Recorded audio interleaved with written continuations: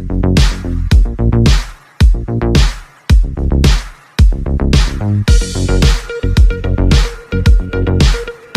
के मुसलमानों के लिए अखिलेश ने कर दिया सबसे बड़ा ऐलान। बीजेपी में मच गया कोहराम, सांस रोक कर बैठ गए योगी। अखिलेश के ऐलान से मोदी भी हैरान।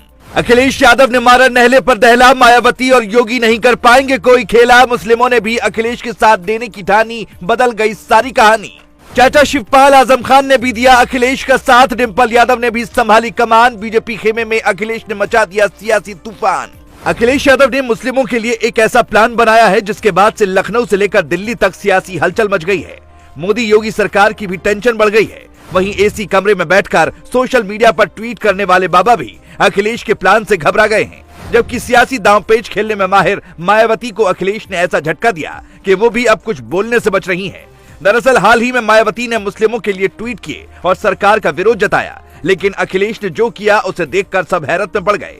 अखिलेश ने क्या कुछ किया है वो हम आपको आगे बताएंगे, लेकिन उससे पहले ये जान लीजिए कि अखिलेश ने किस तरह से योगी और मायावती दोनों की टेंशन बढ़ा दी है। कुछ समय पहले प्रधानमंत्री नरेंद्र मोदी मध्य प्रदेश के दौरे पर गए थे, जहां उन्होंने पसमानदा मुस्लिमों को लेकर पिछली सरकारों को निशाने पर लिया, जिसके बाद से माहौल बिल्कुल बदल गया। वैसे भी देश की सियासी फिजा में धीरे धीरे लोकसभा चुनाव का रंग घुलना शुरू हो गया है।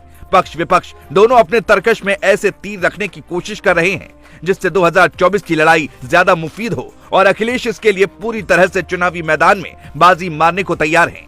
बता दें कि बीएसपी चीफ ने पीएम मोदी के एजेंडे का समर्थन तो किया, लेकिन साथ ही एक ऐसा सियासी दांव चला है जो बीजेपी के नहले पर दहले के जैसा है।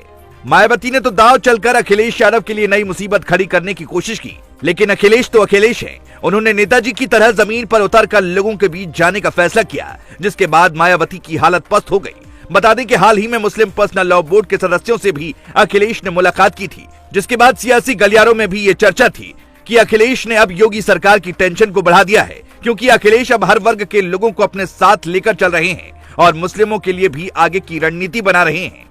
अखिलेश के जमीन पर उतरने वाले प्लान से शिवपाल यादव और आजम खान भी गदगद नजर आ रहे हैं।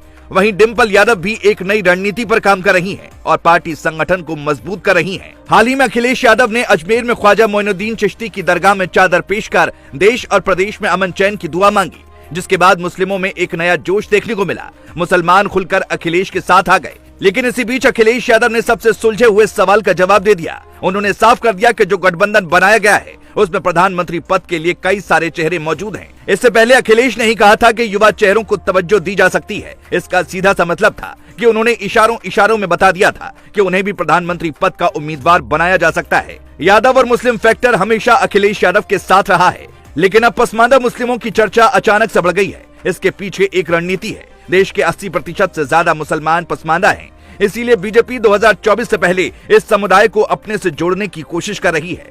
लेकिन अखिलेश के साथ पहले ही ये मुसलमान आ चुके हैं, मतलब